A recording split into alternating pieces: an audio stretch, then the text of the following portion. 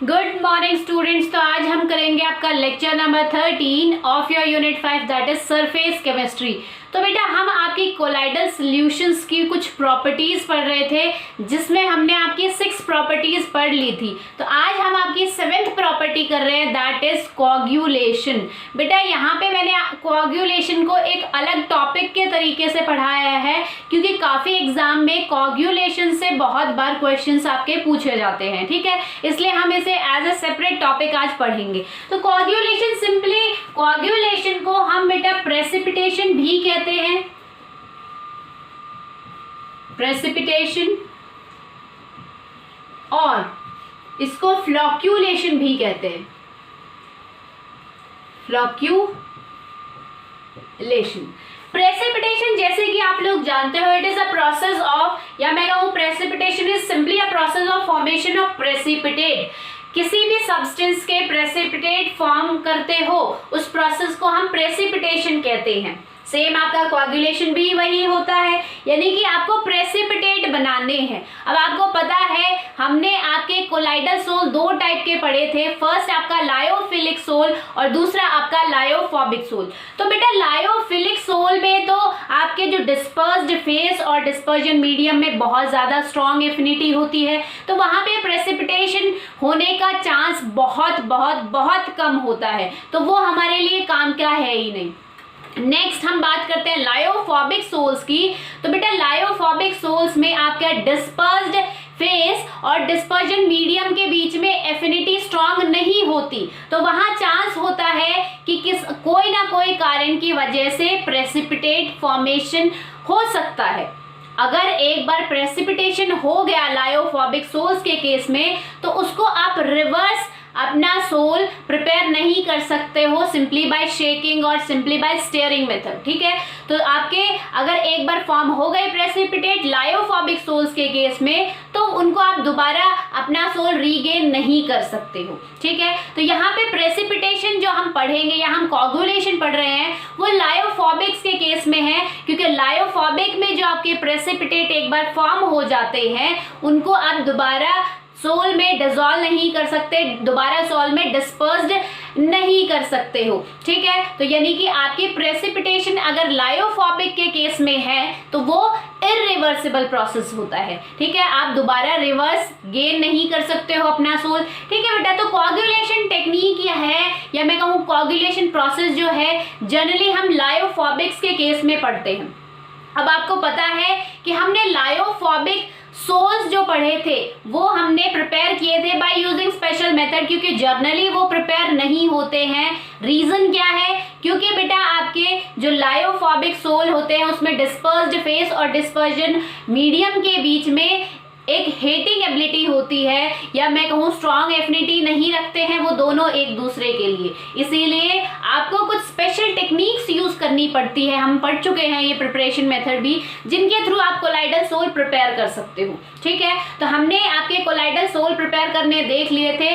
अब अगर हमें कोआगुलेशन करवाना है, यानी कि मैं कहूँ कि प्रेसिपिटेशन करवाना है, या फिर प्रेसिपिटेशन किस कारण हो सकता है, प्रेसिपिटेशन यानी कि सिंपली हमें क्या करना है, आपके जो कोलाइडल पार्टिकल्स को आपके डिस्पर्जन मीडियम से ब्रेक करना है, उनको अलग करना है, ताकि वो पार्टिकल्स अलग हो सके और आपका डिस्पर्जन मीडियम आपका अलग हो सके। तो हम कह सकते हैं कोआगुलेशन क्या है, it is simply a process, coagulation is a process of aggregation of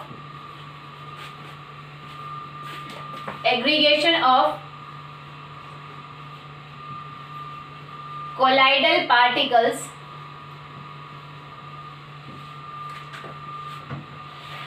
coagulation is a process of aggregation of colloidal particles so as to form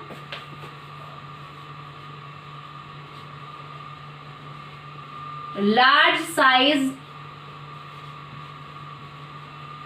particles which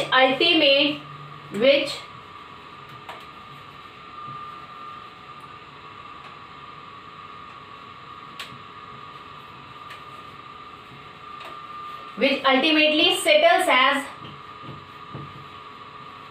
precipitate.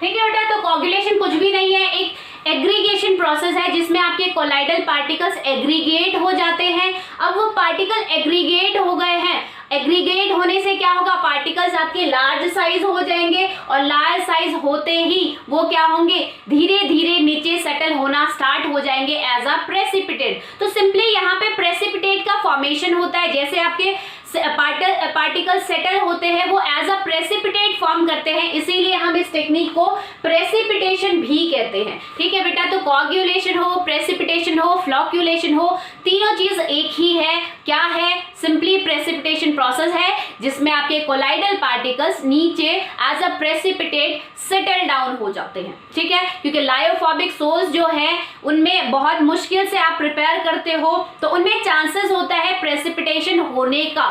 ठीक है, कोगुलेशन होने का। किस किस कारण से कोगुलेशन हो सकता है बेटा, वो हम आपकी आज टेक्निक्स पढ़ेंगे कि किन किन कारण से आपकी प्रेसिपिटेशन या कोगुलेशन होता है आपके लायोफोबिक सोल्स के अंदर। तो अगर हम बात करें कि अगर मैं आपसे एक क्वेश्चन पूछती हूं, what is the reason behind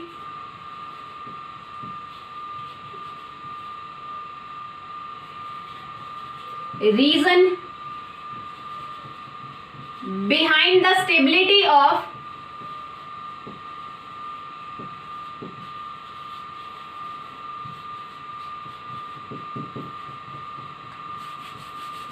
lyophobic sol. ठीक है, लायोफोबिक सोल जो है, जो स्टेबल बन गया है, वो किस कारण से बनता है। आप पढ़ चुके हो प्रिपरेशन टेक्निक में, हम सोल को स्टेबल कैसे करते हैं, बाय उसको अगर हम उसको चार्ज कर दें, उस सोल को, कोलाइडल पार्टिकल्स को, उस सोल के कोलाइडल पार्टिकल्स के अगर ऊपर हम किसी ना किसी तरीके से अगर चार्ज लगा दे, चार्ज अप्लाई कर दे, चार्ज को एब्जॉर्ब करवा दे, तो पार्टिकल्स क्या होंगे, सारे पार्टिकल्स सेम चार्ज के हो जाएंगे और वो कंटिन्यूअसली रिपेल करते रहेंगे। और रिपेल करने से क्या होगा, आपके जो पार्टिकल्स होंगे, कोलाइडल पार्टिकल कंटिन्यूअसली डिस्पर्स रहेंगे आपके डिस्पर्जन मीडियम में। वहां पे ना ही तो सेटलिंग होगी, ना ही आपके पार्टिकल्स ट्रू सॉल्यूशन की साइज में जाएंगे। ठीक है, साइज की रेंज में जा सकेंगे। तो हम सिंपली आपके लायोफोबिक कोलाइडल सोल्स को कैसे स्टेबल कर सकते हैं, चार्ज के हिसाब से, due to the presence of charge on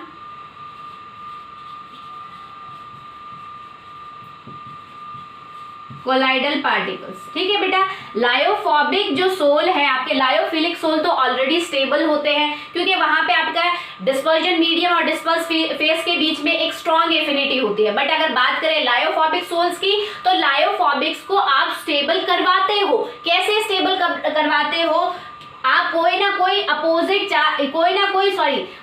charge apply करते हो, कोई ना कोई चार्ज एब्जॉर्ब करवाते हो कोलाइडल पार्टिकल्स पे। कोलाइडल पार्टिकल्स पे चार्ज एब्जॉर्ब करवाने से क्या होगा, मान लो सारे कोलाइडल पार्टिकल आपने नेगेटिव चार्ज कर दिए हैं, तो क्या होगा, इन पार्टिकल्स में कंटिन्यूअस रिपल्शन रहेगा। रिपल्शन के कारण ये कंटिन्यूअसली मूव करते रहेंगे आपके डिस्पर्जन मीडियम में और ये सेटल नहीं होंगे। ठीक है, तो इस तरीके से आपका कोलाइडल सोल स्टेबल हो सकता है। अब बात आती है कोगुलेशन की। तो बेटा अगर कोगुलेशन करना है या कोगुलेशन अपने आप हो रहा है, किस कारण से हो रहा है, अगर हम इसकी स्टेबिलिटी को, अगर आपके लायोफोबिक सोल्स की स्टेबिलिटी को अगर हम कम कर दे तो ऑटोमेटिकली आपके कोलाइडल पार्टिकल्स सेटल होना स्टार्ट हो जाएंगे। और स्टेबिलिटी हम कम कैसे कर सकते हैं, या मैं कहूँ स्टेबिलिटी को बिल्कुल रिमूव कर दो, अनस्टेबल बना दो, आपके लायोफोबिक सोल्स को अनस्टेबल बना दो। कैसे बना सकते हो, जो आपने चार्ज जो एब्जॉर्ब करवाया है कोलाइडल पार्टिकल्स के सरफेस पे, उस चार्ज को अगर आप हटा दो, चार्ज हटते ही पार्टिकल्स आपस में एग्रीगेट होना स्टार्ट हो जाएंगे।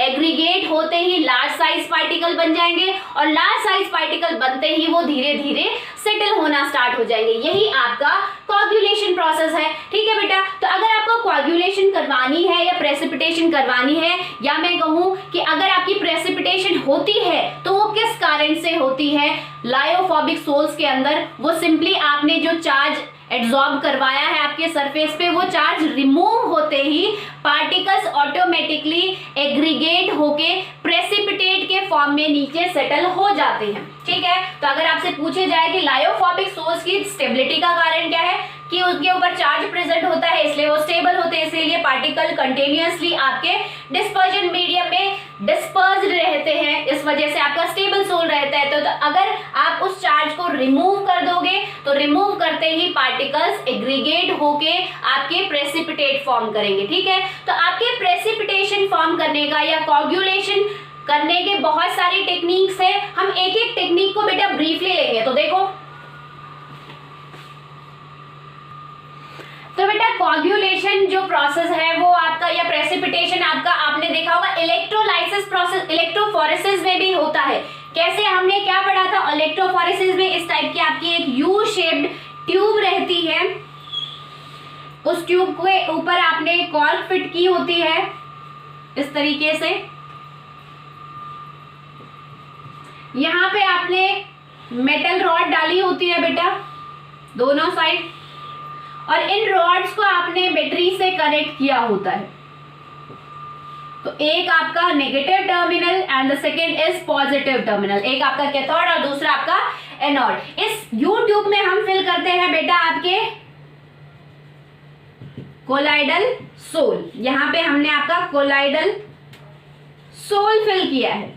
कोलाइडल सोल मान लो आपका पॉजिटिव चार्ज पार्टिकल्स का है, तो यहाँ पे मान लो आपके पॉजिटिव चार्ज है, आपके जो कोलाइडल सोल है उनके ऊपर आपका पॉजिटिव चार्ज है, उसके सरफेस पे पॉजिटिव चार्ज है। तो क्या होगा, जैसे ही आप इलेक्ट्रिसिटी अप्लाई करोगे, ये जो पॉजिटिव चार्ज कोलाइडल पार्टिकल्स है ये क्या होंगे, यहाँ पे जाके एब्जॉर्ब होना स्टार्ट हो जाएंगे। ठीक है, यहाँ पे जाके डिपॉजिट होना स्टार्ट हो जाएंगे सारे पार्टिकल्स आपके इस मेटल रॉड पे जाके, क्योंकि ये नेगेटिवली चार्ज है तो अपोजिट चार्ज को अट्रैक्ट करेगी, तो पॉजिटिव चार्ज कोलाइडल पार्टिकल्स इसके सरफेस पे जाके डिपॉजिट होना स्टार्ट हो जाएंगे। तो इजिली आपका क्या हो गया, कोagulation हो गया, या मैं कहूं प्रेसिपिटेशन हो गया, क्योंकि जैसे ही आपके पार्टिकल्स रॉड पे डिपॉजिट होंगे आपका नीचे क्या रह जाएगा, डिस्पर्जन मीडियम रह जाएगा।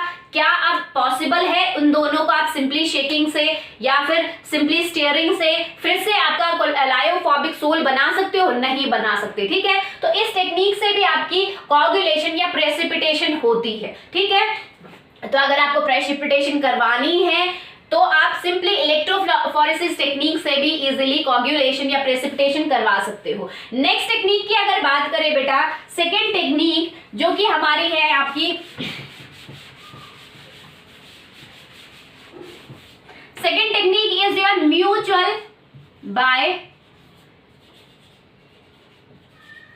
म्यूचुअल प्रेसिपिटेशन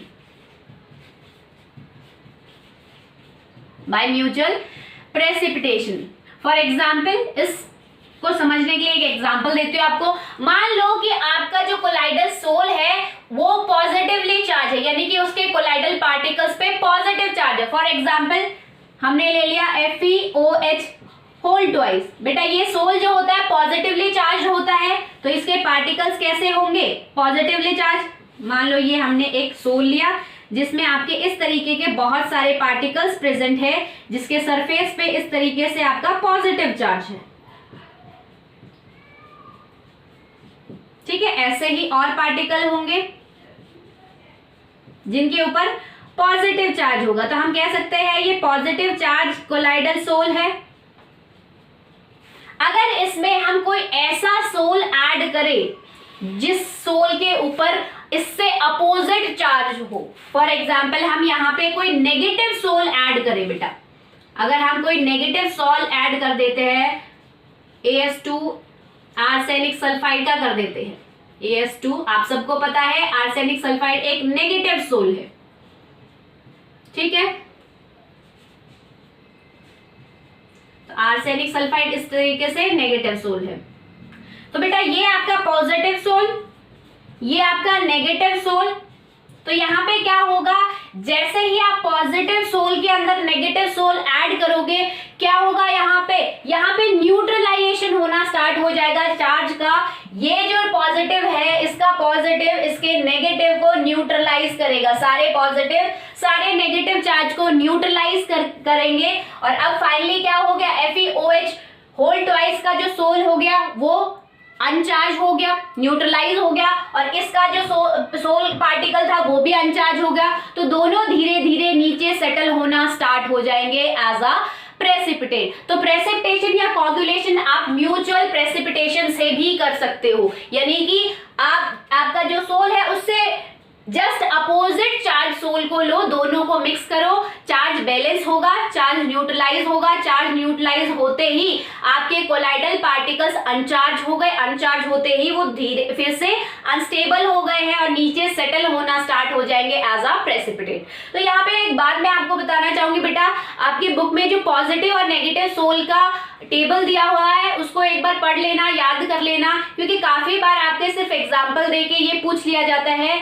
कि ये नेगेटिव चार्ज सोल है या पॉजिटिव चार्ज सोल है। तो जितने भी आपके मेटल हाइड्रोक्साइड है या मेटल ऑक्साइड है वो सारे आपके पॉजिटिव चार्ज सोल होते हैं। अगर दूसरी तरफ बात करें, जितने भी आपके मेटल सोल है या मेटल सल्फाइड सोल है वो सारे आपके नेगेटिव चार्ज होते हैं। तो यहाँ पे देखो सल्फाइड सोल है, दैट मीन्स नेगेटिव चार्ज है। यहाँ पे हाइड्रोक्साइड है, मेटल हाइड्रोक्साइड है, तो ये आपका पॉजिटिव सोल है। ठीक है, तो आपका टेबल वो है, एक बार उसको पढ़ लेना अच्छे से ताकि आपको ये याद रहे कि आपकी पॉजिटिव सोल्स कौन से हैं और नेगेटिव सोल्स कौन से हैं। ठीक है बेटा, तो सेकंड टेक्निक है बाय म्यूचुअल प्रेसिपिटेशन, कि आप म्यूचुअली एक साथ प्रेसिपिटेशन करवा रहे हो दो कोलाइडल सोल्स का। ठीक है, दोनों पे अपोजिट चार्ज है, जैसे ही एक सॉल्यूशन में आएंगे एक दूसरे के चार्ज को न्यूट्रलाइज करेंगे, एक दूसरे के चार्ज को डिस्ट्रॉय करेंगे, कैंसल आउट करेंगे, और फाइनली आपके कोलाइडल पार्टिकल अनचार्ज होते ही नीचे सेटल होना स्टार्ट कर देंगे। ठीक है, नेक्स्ट आपकी थर्ड टेक्निक है बेटा बाय बॉइलिंग।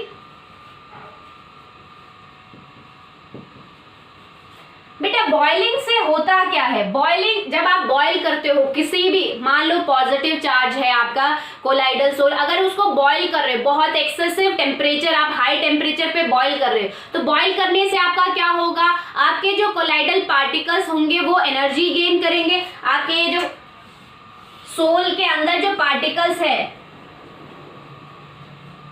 बेटा ये एनर्जी गेन करेंगे, आपके एनर्जी गेन करते ही ये रेंडमली मूव करेंगे। यहाँ बहुत सारे पार्टिकल्स होंगे ऐसे ही पॉजिटिव चार्ज, तो रेंडमली बहुत स्पीड से ये मूव करेंगे, और मूव करते करते आप एक्सेसिव बॉइलिंग करें, मूव करते करते ये कहीं ना कहीं एक दूसरे से बहुत हाई स्पीड में टकराएंगे, और टकराते ही क्या होगा, इनके सरफेस पे जो चार्ज एड्सॉर्ब है, फिजिकल एड्सॉर्प्शन, सिर्फ सरफेस पे प्रेजेंट होगा चार्ज, तो ये चार्ज जैसे ही टकराएंगे वो चार्ज वहां से ब्रेक हो जाएगा और आपके पार्टिकल फिर से अनचार्ज हो जाएंगे, और अनचार्ज होते ही दोबारा से वो क्या होंगे, एग्रीगेट होके प्रेसिपिटेट होना स्टार्ट हो जाएंगे, प्रेसिपिटेशन का फॉर्मेशन होना स्टार्ट हो जाएगा। ठीक है, तो बॉइलिंग टेक्निक से भी बेटा आप इजीली अपने कोलाइडल सोल पार्टिकल को अनचार्ज कर सकते हो, और अनचार्ज होते ही वहां पे कोगुलेशन हो सकता है आपका इजीली। नेक्स्ट अगर बात करें आपकी फोर्थ टेक्निक की, तो वो है आपकी by prolonged dialysis. Prolong dialysis का मतलब क्या है, डायलिसिस आपने पढ़ा था क्या था। ठीक है, डायलिसिस टेक्निक में हम कुछ इस टाइप का आपका सेटअप तैयार करते हैं,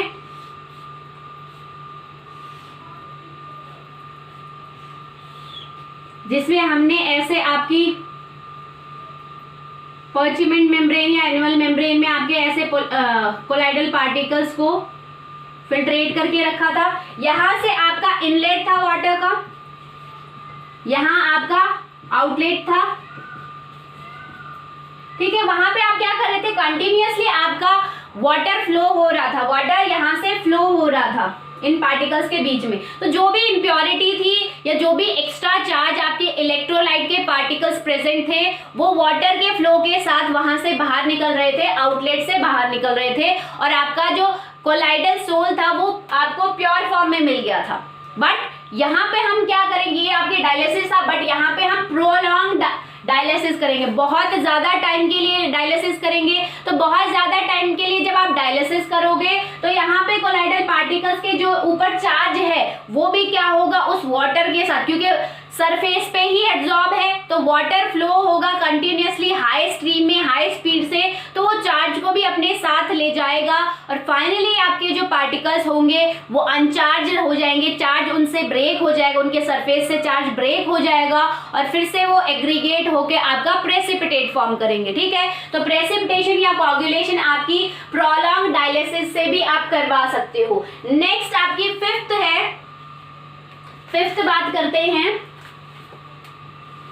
by adding electrolyte, by adding electrolyte। बेटा अगर आपको पता है कि आप कोलाइडल सोल पार्टिकल्स को चार्ज करते हो, ठीक है, अगर आप इलेक्ट्रोलाइट ऐड करते हो एक्सेसिव अमाउंट में, तो इलेक्ट्रोलाइट ऐड करने से क्या होगा, देखो मान लो आपका यहाँ पे आपका मान लो पॉजिटिव चार्ज सोल है, FeOH होल ट्वाइस, ठीक है, यहाँ पे इस टाइप से आपका पॉजिटिव सोल प्रेजेंट है, ऐसे ही पॉजिटिव सोल है आपका।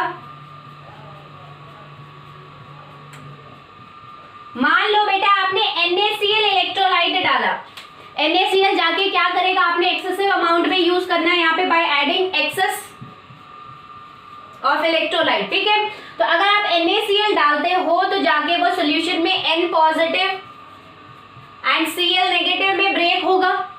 ये जो Cl नेगेटिव है ये क्या करेगा, इनके सरफेस पे जाके इस चार्ज को क्या करेगा, न्यूट्रलाइज करेगा। फाइनली दोबारा से आपकी न्यूट्रलाइजेशन प्रोसेस होगा और आपके पार्टिकल्स जो होंगे वो अनचार्ज हो जाएंगे और अनचार्ज होते ही दोबारा वो क्या करेंगे, एग्रीगेट होके आपके प्रेसिपिटेट के फॉर्म में नीचे सेटल होना स्टार्ट हो जाएंगे। ठीक है, तो हम आपकी excessive amount of electrolyte add करके भी आपके पार्टिकल्स को अनचार्ज कर सकते हैं, उनके ऊपर जो चार्ज प्रेजेंट है उसको न्यूट्रलाइज कर सकते हैं ताकि दोबारा से आपकी कोagulation हो सके।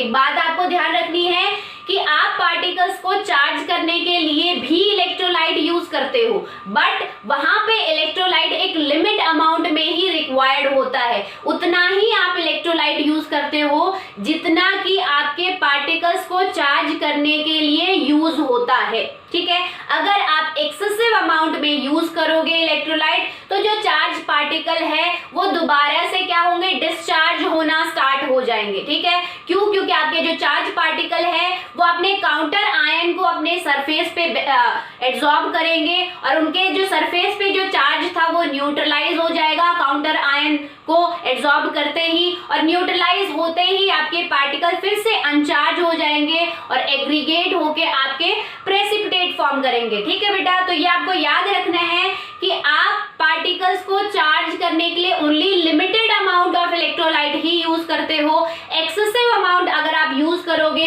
तो वहां पे आपके कोagulation या प्रेसिपिटेशन होने के फुल चांसेस होते हैं। ठीक है, अब एक और मोस्ट इंपॉर्टेंट आपका लॉ है, ये तो आपके कुछ मेथड्स थे जिनके थ्रू हम इजीली आपकी कोagulation या प्रेसिपिटेशन कर सकते हैं।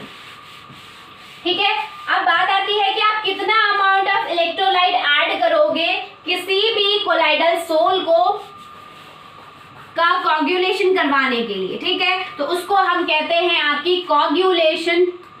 मान लो यहाँ पे आपके ये पॉजिटिव सोल्स थे, पॉजिटिव सोल, इनमें हमने क्या करवाया बेटा, इलेक्ट्रोलाइट ऐड किया। इलेक्ट्रोलाइट में आपके पॉजिटिव और नेगेटिव चार्ज दोनों प्रेजेंट होंगे। ठीक है, नेगेटिव चार्ज क्या करेगा, इनके जो आपके कोलाइडल सोल के ऊपर यहाँ पॉजिटिव चार्ज है। ठीक है, ये याद रखना है, इनके सरफेस पे पॉजिटिव चार्ज है।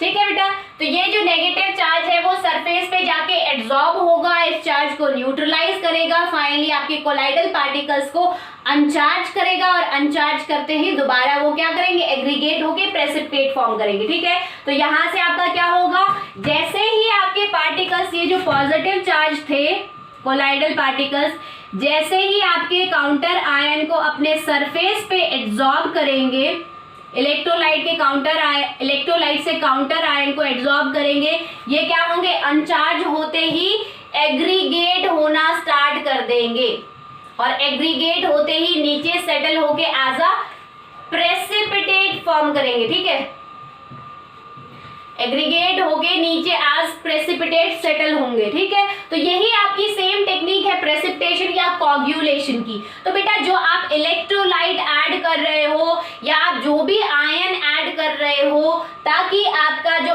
कोलाइडल पार्टिकल हो वो अनचार्ज हो, उन आयंस को हम बोलते हैं आपके कोagulation आयंस।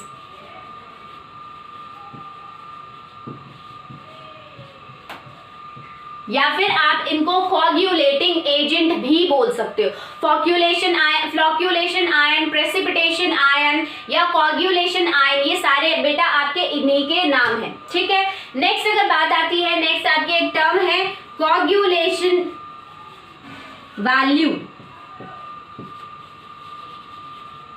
कोagulation वैल्यू आपकी क्या होती है, the minimum amount of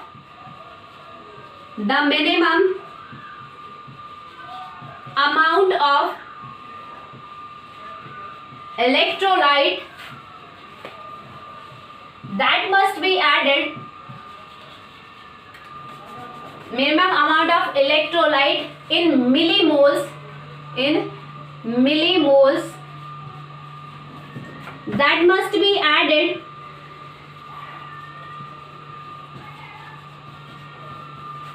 to 1 ml or 1 liter of, that must be added to 1 liter of colloidal sole so as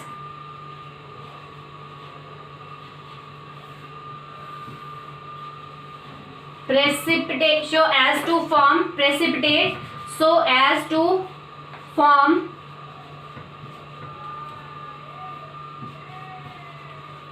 precipitate in 2 hours is known as coagulation value. ठीक है बेटा, जितना भी आप मिनिमम अमाउंट किसी भी इलेक्ट्रोलाइट का millimoles में, ठीक है, किसी भी इलेक्ट्रोलाइट को जितना भी अमाउंट आप किसी भी इलेक्ट्रोलाइट का मिलीमोल्स में आप किसी भी कोलाइडल सोल में ऐड करते हो, 1 लीटर ऑफ कोलाइडल सोल में ऐड करते हो ताकि आपका प्रेसिपिटेशन हो सके, कोagulation हो सके या प्रेसिपिटेट फॉर्म हो सके 2 घंटे के अंदर, उस मिनिमम अमाउंट ऑफ इलेक्ट्रोलाइट को हम कहते हैं कोagulation वैल्यू। ठीक है बेटा, समझ में आ गया कोagulation वैल्यू क्या है, the minimum amount of electrolyte, जितनी भी आप कम से कम इलेक्ट्रोलाइट की अमाउंट ऐड करते हो 1 लीटर कोलाइडल सोल में ताकि आपकी प्रेसिपिटेशन 2 घंटे में हो जाए, ताकि आपका कोagulation 2 घंटे में हो जाए, उस मिनिमम अमाउंट को हम कोagulation वैल्यू कहते हैं। ठीक है, एक बात आपको ध्यान में रखनी है कि कोagulation वैल्यू जो है किसी भी कोagulating आयन की वो इनवर्सली प्रोपोर्शनल होती है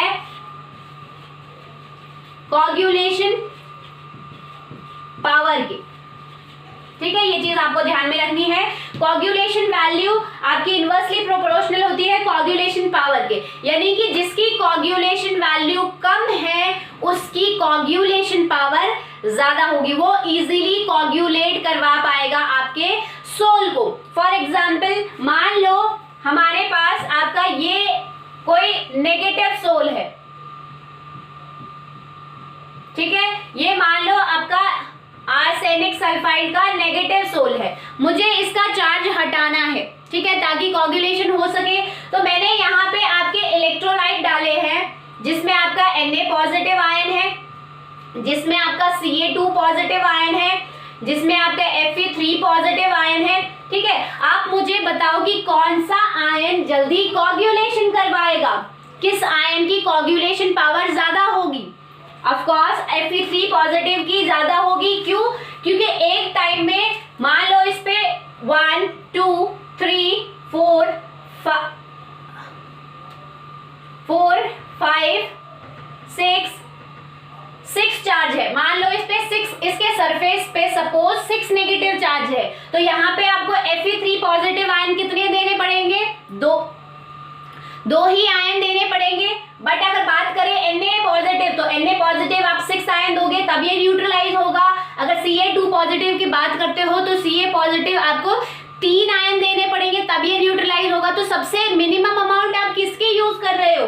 Fe3 पॉजिटिव की। दैट मीन्स इस आयन की या इस कोगुलेटिंग आयन की कोगुलेशन पावर क्या है? सबसे ज्यादा है। ठीक है, तो हम कह सकते हैं कि जिस भी इलेक्ट्रोलाइट की कोगुलेशन वैल्यू, ठीक है, कोगुलेशन वैल्यू क्या है? मिनिमम अमाउंट जिस भी इलेक्ट्रोलाइट के आप ऐड करते हो ताकि कोगुलेशन 2 घंटे में आपका हो सके। ठीक है, तो मान लो हमने ये इलेक्ट्रोलाइट ऐड किया है, तो इस इलेक्ट्रोलाइट की, जिसमें आपके ये आयन है Fe3 पॉजिटिव, तो इस इलेक्ट्रोलाइट की जो मिनिमम अमाउंट, इस इलेक्ट्रोलाइट को जब आप मिनिमम अमाउंट में, कम से कम अमाउंट में ऐड करोगे आपके सोल में ताकि 2 घंटे में प्रेसिपिटेशन हो सके, उसको हम कहेंगे कोगुलेशन वैल्यू। ठीक है, उस इलेक्ट्रोलाइट की कोगुलेशन वैल्यू। तो कोगुलेशन वैल्यू जितनी कम होगी, जितना आप मिनिमम अमाउंट यूज करोगे, जितना कम से कम आप इलेक्ट्रोलाइट की अमाउंट यूज कर सकते हो, वही आपकी कोगुलेशन वैल्यू होगी। तो जिस भी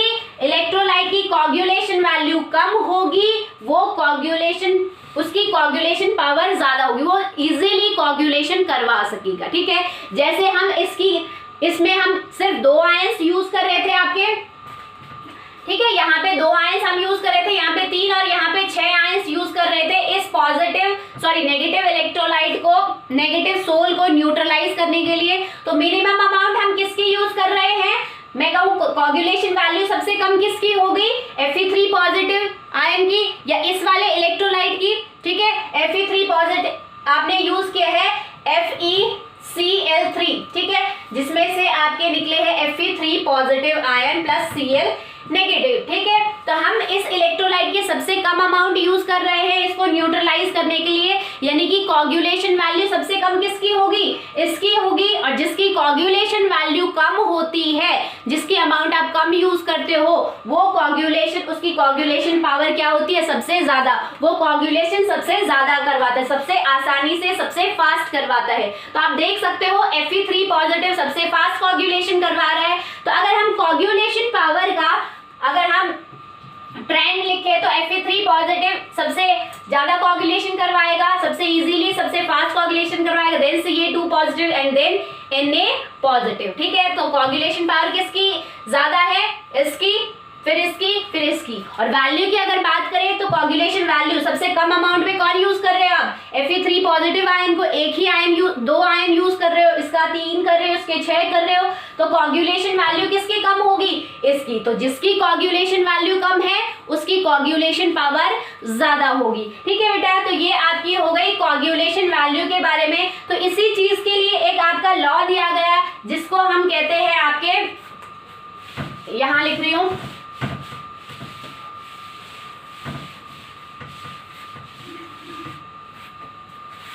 एक लॉ दिया गया है जिसको हम बोलते हैं हार्डी-शुल्जे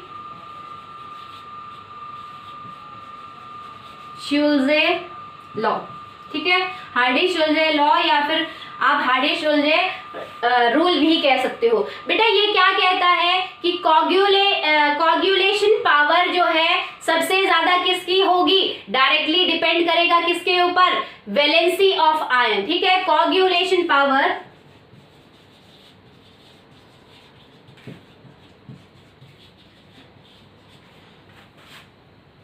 is directly proportional to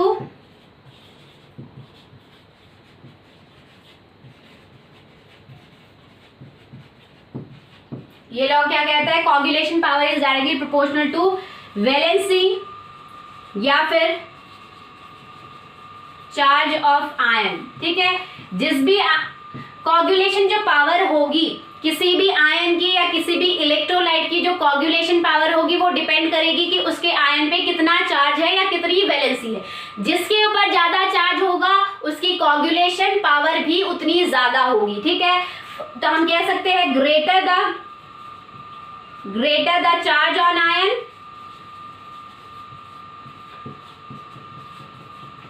greater will be its coagulation power. ठीक है, जितना ज्यादा चार्ज होगा आयन पे उतना ही कोगुलेशन पावर ज्यादा होगा। तो Fe3 पॉजिटिव पे चार्ज क्या था, सबसे ज्यादा था, तो ये इजीली कोगुलेशन करवा रहा था, सबसे ज्यादा कोगुलेशन पावर इसकी ज्यादा थी। तो हार्डी-शुजर्स लॉ यही कहता है बेटा आपका कि जिस भी आयन कोगुलेशन पावर किस पे डिपेंड करेगी, डायरेक्टली प्रोपोर्शनल होगी आपकी वैलेंसी ऑफ आयन या फिर चार्ज ऑफ आयन पे। यानी कि जितना ज्यादा वैलेंसी होगी आयन की या जितना ज्यादा चार्ज होगा आयन का उतनी ही ज्यादा उसकी कोगुलेशन पावर होगी। ठीक है बेटा, तो ये तो हमने आपके कोगुलेशन टेक्निक की है। अब हमारा नेक्स्ट जो टॉपिक है वो है प्रोटेक्टिव कोलाइड्स।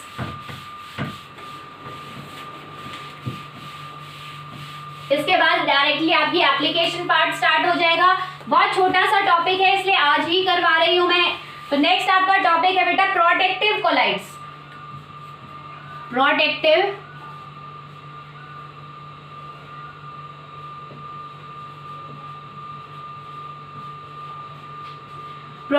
कोलाइड्स पढ़ने से पहले मैं आपको कुछ और छोटी सी बेसिक चीजें क्लियर करना चाहूंगी। आपकी जो बेटा स्टेबिलिटी थी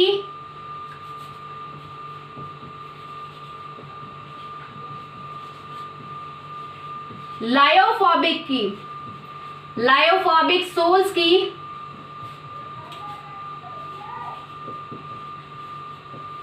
वो दो चीजों के कारण थी। पहली आपकी चार्ज ऑन आयंस और सेकंड आपकी है सॉल्वेशन, ड्यू टू सॉल्वेशन। अब बेटा चार्ज ऑन आयन तो आप सब समझते हो कि लायोफोबिक सोल्स के पार्टिकल्स पे, कोलाइडल पार्टिकल्स पे हमने चार्ज डेवलप किया था ताकि पार्टिकल्स सारे पार्टिकल्स पे हमने सेम चार्ज डेवलप किया था ताकि सारे पार्टिकल्स एक दूसरे को रिपेल करें और कंटिन्यूअसली आपके डिस्पर्स्ड रहे डिस्पर्जन मीडियम में। ठीक है, तो चार्ज आप समझते हो कि लायोफोबिक सोल्स की मेन स्टेबिलिटी का कारण है चार्ज ऑन आयन। नेक्स्ट आपकी आती है सॉल्वेशन। अब बात करते हैं, आप सोचोगे कि लायोफोबिक सोल में तो डिस्पर्स्ड फेस और डिस्पर्जन मीडियम में तो कोई लविंग कैरेक्टर होता ही नहीं है, कोई एफिनिटी तो होती नहीं है, तो सॉल्वेशन कैसे होगा? तो बेटा सॉल्वेशन जो है वो इस चार्ज के कारण ही हो रहा है। आपको पता है कि मैंने आपको बताया था कि कोलाइडल सोल्स पे पहले हम इलेक्ट्रोलाइट ऐड करके चार्ज डेवलप करते हैं। उस चार्ज डेवलप होने के कारण जो आपका डिस्पर्जन मीडियम है जिसमें आपके इलेक्ट्रोलाइट के पॉजिटिव आयंस प्रेजेंट होंगे, वो क्या करेंगे, उस चार्ज कोलाइडल पार्टिकल के अराउंड एक लेयर डेवलप कर देते हैं। तो वही आपका सॉल्वेशन है। यानी कि क्या हो गया, आपके जो चार्ज पार्टिकल थे वो सॉल्वेट हो गए आपके डिस्पर्जन मीडियम में। ठीक है, तो वही आपका सॉल्वेशन है। तो सॉल्वेशन किसके कारण है, जो हमने चार्ज डेवलप किया है उसके कारण है। बट फिर भी ये दोनों चीज होने के कारण भी आपका जो लायोफोबिक सोल है वो इतना ज्यादा स्टेबल नहीं होता, उसकी स्टेबिलिटी इतनी ज्यादा नहीं होती। अगर आप थोड़ी सी एक्सेसिव अमाउंट में इलेक्ट्रोलाइट ऐड करते हो तो दोबारा से आपके पार्टिकल्स पे जो चार्ज डेवलप हुआ है वो क्या होगा, न्यूट्रलाइज हो जाएगा। न्यूट्रलाइज होते ही जो सॉल्वेशन था, जो आपके डिस्पर्जन मीडियम के साथ जो एफिनिटी डेवलप हुई थी वो भी डिस्ट्रॉय हो जाएगी और पार्टिकल्स एग्रीगेट होके आपके प्रेसिपिटेट फॉर्म कर लेंगे। तो हम कह सकते हैं लायोफोबिक सोल्स इन दोनों कारण की वजह से स्टेबल तो हैं बट इतने ज्यादा स्टेबल नहीं है। अगर आप थोड़ा सा कोई फैक्टर चेंज करते हो तो दोबारा से आपकी प्रेसिपिटेशन होने के पूरे चांसेस है। अब अगर बात करें लायोफिलिक सोल्स की, तो लायोफिलिक सोल्स में ऐसा क्या होता है, लायोफिलिक सोल्स की स्टेबिलिटी किसके कारण होती है? लायोफिलिक सोल्स की स्टेबिलिटी होती है बेटा सिर्फ सॉल्वेशन के कारण। सॉल्वेशन में क्या होता है, आपके जो पार्टिकल्स होते हैं कोलाइडल पार्टिकल्स, लायोफोबिक सोल्स के जो कोलाइडल पार्टिकल्स होते हैं उनकी डिस्पर्जन मीडियम के साथ स्ट्रॉन्ग एफिनिटी होती है। तो जैसे ही आप डिस्पर्स्ड फेस के पार्टिकल्स डालते हो, आपके डिस्पर्जन मीडियम के जो पार्टिकल्स है इसके अराउंड क्या करते हैं, एक लेयर फॉर्म कर लेते हैं। क्या करते हैं, एक लेयर फॉर्म कर लेते हैं। ठीक है, इस लेयर फॉर्म करने से क्या होगा कि अगर आप कुछ और भी ऐड करते हो, ठीक है, तो वो इफेक्ट इस आपके सोल पे, मेन सोल पे नहीं पड़ेगा। ये जो लेयर है आपकी डिस्पर्जन मीडियम की, ये इस सोल को प्रोटेक्ट करके रखती है। ठीक है, तो यही कारण है कि लायोफिलिक सोल में स्टेबिलिटी जो है वो मेनली आपकी सॉल्वेशन के कारण ही होती है, और वो लायोफोबिक के कंपेयर में बहुत ज्यादा होती है। लायोफोबिक में एक डिसएडवांटेज ये है कि उसके ऊपर चार्ज होता है, तो अगर आप काउंटर आयन एक्सेसिव अमाउंट में ऐड कर दोगे तो वो तुरंत न्यूट्रलाइज होकर दोबारा से प्रेसिपिटेट और एग्रीगेट होना स्टार्ट कर देंगे। बट लायोफिलिक के केस में बेटा आपका क्या है, लायोफिलिक के केस में ऐसा कुछ भी नहीं होता, पार्टिकल्स चार्ज नहीं होते, तो इजीली क्या होता है, आपके डिस्पर्स्ड फेस और डिस्पर्जन मीडियम के बीच में स्ट्रॉन्ग एफिनिटी होती है, तो आपके जो डिस्पर्स्ड फेस है उसके अराउंड जो आपके डिस्पर्जन मीडियम के पार्टिकल है वो एब्जॉर्ब हो जाते हैं उसके सरफेस पे। ठीक है, इसीलिए उसको प्रोटेक्ट करके रखते हैं। ठीक है बेटा, तो यहाँ पे हम इनको कहते हैं प्रोटेक्शन सोल्स। ठीक है, अब बात करते हैं कि अगर हम लायोफोबिक सोल्स की सॉल्वेशन भी इतनी ही कर दे जितनी आपकी लायोफिलिक सोल्स की है, तो वो इजीली स्टेबल हो जाएंगे। तो यहाँ पे हम क्या करते हैं कि आपके जो लायोफोबिक सोल है, मान लो ये आपके लायोफोबिक सोल के पार्टिकल्स हैं, इनमें बेटा हम लायोफिलिक सोल ऐड कर देते हैं। लायोफिलिक सोल ऐड कर देते हैं। ठीक है, लायोफिलिक सोल क्या करती है, लायोफिलिक सोल इनके अराउंड एक लेयर फॉर्म कर लेती है।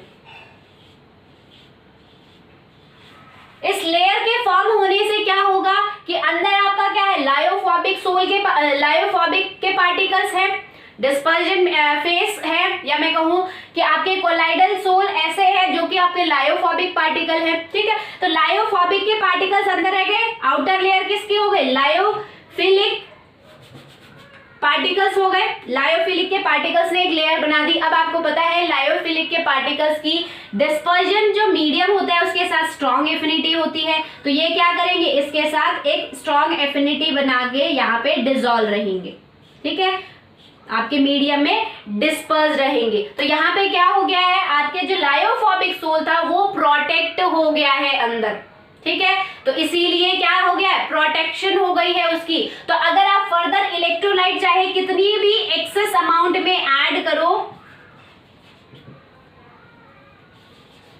एक्सेस अमाउंट ऑफ इलेक्ट्रोलाइट चाहे बेटा आप कितनी भी ऐड करो, क्या इस पे कोई फर्क पड़ेगा, क्या एग्रीगेशन होगा, नहीं, क्योंकि यहाँ पे पार्टिकल्स जो है चार्ज है ही नहीं। ठीक है, सिंपली हमने क्या किया कि जो आपके लायोफोबिक पार्टिकल्स थे उनमें हमने क्या डाल दिया, आपके लायोफिलिक सोल डाल दिया है। लायोफिलिक सोल क्या करेगा, लायोफोबिक पार्टिकल्स के अराउंड एक लेयर बना लेगा, प्रोटेक्टिव लेयर बना लेगा, उसको प्रोटेक्ट करेगा, और वहां पे क्या होगा, प्रोटेक्ट करते ही, अब आपको पता है लायोफिलिक जो सोल है उनकी स्ट्रॉन्ग एफिनिटी होती है डिस्पर्जन मीडियम के लिए, तो वो क्या करेंगे, लेयर बनाते ही डिस्पर्जन मीडियम के साथ एफिनिटी शो करके पूरे सोल्यूशन में डिस्पर्स्ड रहेंगे। ठीक है, तो अगर आप फर्दर इलेक्ट्रोलाइट भी ऐड करते हो तो यहाँ पे क्या होगा, ये आपका जो सोल है वो फिर भी स्टेबल ही रहेगा, क्योंकि excessive amount of electrolyte add करने से भी आपका कुछ नहीं होगा, पार्टिकल्स तो चार्ज है नहीं, ताकि काउंटर आयन उन पे बैलेंस हो, काउंटर आयन उसके चार्ज को बैलेंस करके सेटल कर सके, ऐसा तो कुछ है नहीं बेटा। तो इसीलिए आपके ये जो सोल बन गया एक प्रोटेक्टिव सोल बन गया। ठीक है, और इन कोलाइड्स को हम कहते हैं प्रोटेक्टिव कोलाइड्स। ठीक है, प्रोटेक्टिव कोलाइड हमने क्यों कहा, क्योंकि यहाँ पे जो आपके लायोफोबिक पार्टिकल्स थे उनको प्रोटेक्ट कर लिया है लायोफिलिक पार्टिकल्स ने।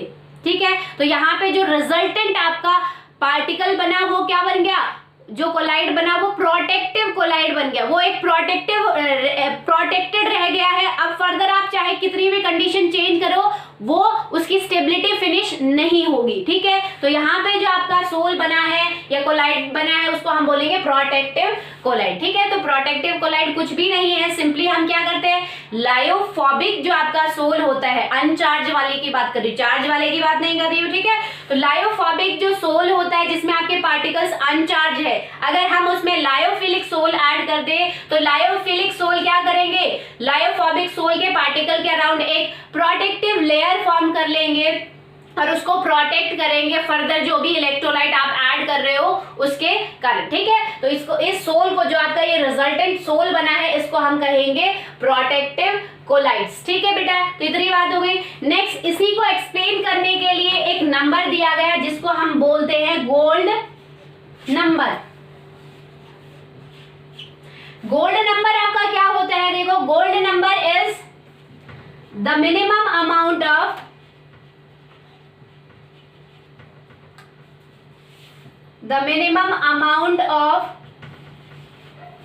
protective collide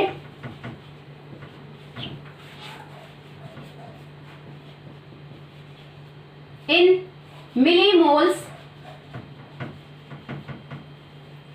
that must be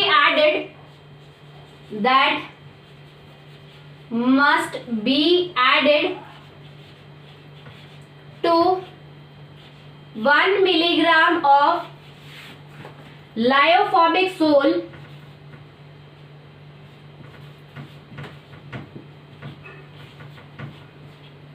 to prevent coagulation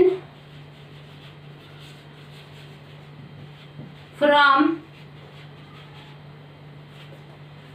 10 ml of lyophobic soles to prevent coagulation from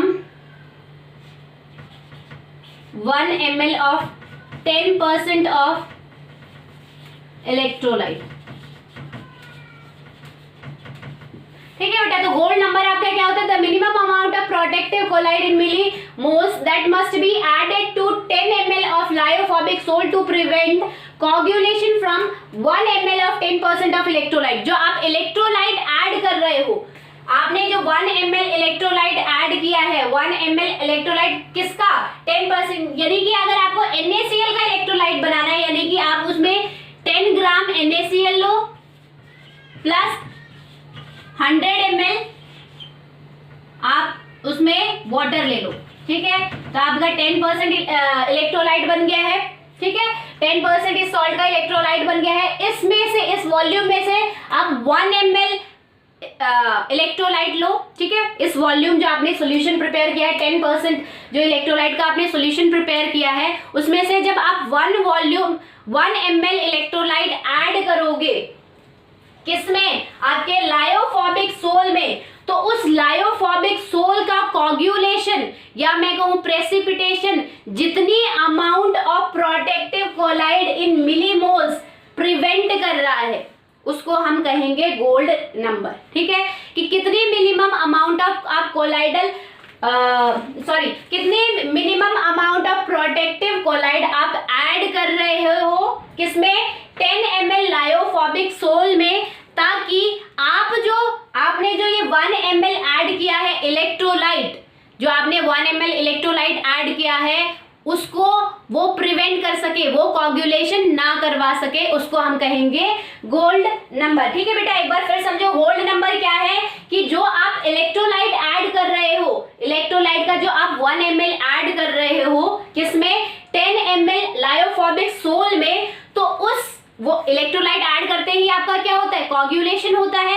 तो उस कोagulation को प्रिवेंट करने के लिए आप कितनी amount of protective colloid millimoles में ऐड करोगे या यूज करोगे, उसको ही हम कहते हैं गोल्ड नंबर। ठीक है, तो ये minimum amount of protective colloid ही कहलाता है गोल्ड नंबर। ठीक है, जितनी मिनिमम अमाउंट होगी वही आपका गोल्ड नंबर होगा। तो जितना आपका गोल्ड नंबर कम होगा, उतना ही क्या होगी, उसकी प्रोटेक्शन पावर ज्यादा होगी। ठीक है बेटा, तो ये आपकी क्या होगी, ये आपकी गोल्ड नंबर होगी। फिर से एक बार समझ लो, नहीं समझ में आया है तो गोल्ड नंबर आपका क्या है, कि जो आपने ये इलेक्ट्रोलाइट प्रिपेयर किया है, इस इलेक्ट्रोलाइट का आप जो 1 ml आपके लायोफोबिक सोल में ऐड कर रहे हो ताकि कोगुलेशन हो, तो उस कोगुलेशन को प्रिवेंट करने के लिए जितना मिनिमम अमाउंट आप प्रोटेक्टिव कोलाइड का, आप जो ये लायोफोबिक आपका प्रोटेक्टिव कोलाइड कहलाता है, ये लायोफिलिक जो आपका प्रोटेक्टिव कोलाइड कहलाता है, इस प्रोटेक्टिव कोलाइड का आप कितना अमाउंट मिलीमोल्स में ऐड करोगे ताकि कोगुलेशन ना हो, जो आप इलेक्ट्रोलाइट ऐड कर रहे हो 1 ml, उसके वजह से आपके लायोफोबिक सोल में कोगुलेशन ना हो, उसको ही हम गोल्ड नंबर कहते हैं। ठीक है बेटा, तो ये आपका हो गया प्रोटेक्टिव कोलाइड्स का कांसेप्ट। गोल्ड नंबर जो है आपकी एनसीईआरटी में गिवन नहीं है, बट कंपटीशन एग्जाम में काफी बार गोल्ड नंबर से क्वेश्चन पूछ लिए जाते हैं। तो यहाँ पे आपकी properties of colloidal sol finish होती है। नेक्स्ट लेक्चर में हम आपका एप्लीकेशन पार्ट स्टार्ट करेंगे। आई होप आज का कॉन्सेप्ट आपको समझ में आया होगा। That's all for today, thank you.